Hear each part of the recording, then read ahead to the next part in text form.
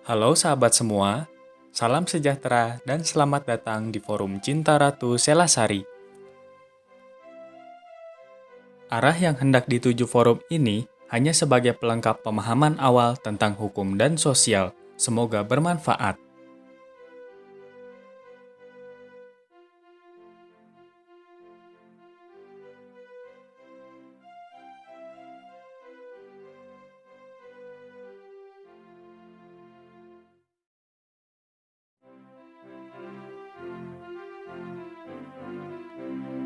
Gundul-gundul pacucul gembelengan, nyunggi-nyunggi wakuku gembelengan, wakun rimpang sekane dadi salatar, wakun rimpang sekane dadi salatar.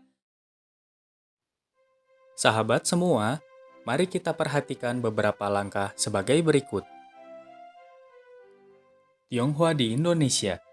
Kedatangan orang Tionghoa dalam gelombang cukup besar ke Indonesia sudah dimulai sejak abad ke-16. Sesungguhnya, mereka bukan kelompok dari daerah yang sama di negeri Cina. Mereka terdiri beberapa suku bangsa dan dari dua provinsi berbeda, yaitu Provinsi Fukien dan Provinsi Guangdong.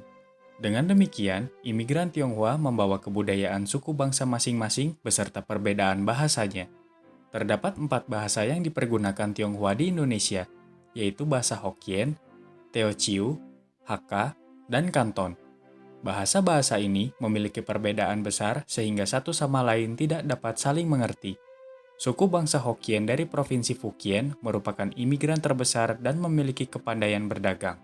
Karakteristik suku bangsa Hokkien adalah ulet, tahan uji, dan sangat rajin.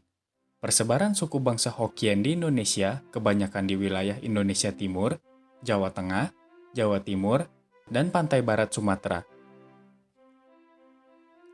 Suku bangsa Teochew dan Hakka berasal dari Provinsi Guangdong, yaitu daerah yang didominasi pegunungan berkapur dan tandus.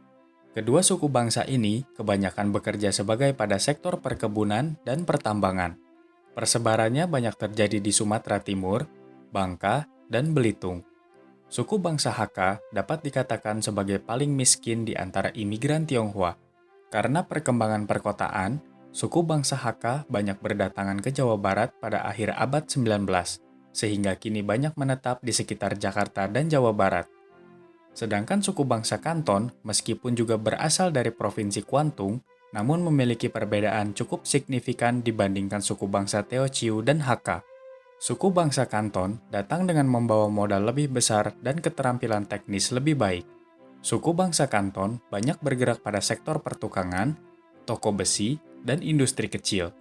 Persebaran suku bangsa Kanton dapat dikatakan merata ke seluruh Indonesia. Meskipun imigran Tionghoa terdiri dari 4 suku bangsa berbeda dan berasal dari 2 provinsi berbeda, namun orang Indonesia pada umumnya hanya memahami Tionghoa di Indonesia terdiri atas 2 golongan, yaitu Tionghoa peranakan dan Tionghoa totok. Pembagian atas 2 golongan Tionghoa ini berkaitan dengan derajat penyesuaian dan akulturasi terhadap kebudayaan Indonesia. Akulturasi antara lain diwujudkan dalam bentuk intensitas perkawinan campuran dengan orang Indonesia. Tionghoa peranakan dapat dikatakan sebagai golongan yang banyak melakukan penyesuaian dan akulturasi, sedangkan Tionghoa totok kebalikannya. Tionghoa peranakan yang melakukan penyesuaian dan perkawinan campuran menjadikannya tidak ada perbedaan dengan orang Indonesia. Sebaliknya, mereka yang disebut Tionghoa totok karena umumnya kurang melakukan penyesuaian dan akulturasi, maka wujud kebudayaannya masih sama dengan tempat asal di negara Cina. Untuk sebagian besar Tionghoa di Indonesia saat ini, melakukan aktivitas perdagangan sebagai sumber mata pencaharian, sedangkan untuk sebagian lainnya bergerak pada sektor pertambangan, pertanian, perkebunan, dan nelayan. Namun sejak generasi muda Tionghoa di Indonesia mengenyam pendidikan tinggi, banyak yang melakukan pekerjaan profesional seperti pengacara, insinyur, dokter, dan bahkan bekerja sebagai pegawai. Di dalam masa pembangunan Indonesia dewasa ini, sudah sepatutnya kita berpikir mengarahkan segala potensi bangsa untuk kejayaan Indonesia. Kita boleh menganggap Tionghoa di Indonesia lebih berpengalaman dan memiliki kepandaian berdagang. maka sungguh sangat disayangkan apabila kita tidak mengambil manfaat maksimal daripadanya.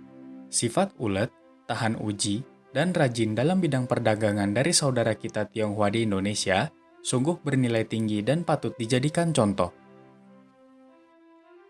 Sahabat semua, mengingat keseluruhan narasi ini sepenuhnya hanya kutipan atau pensarian dari referensi yang telah disebutkan, maka untuk pendalaman dan pemahaman secara utuh dipersilahkan membaca sumber aslinya.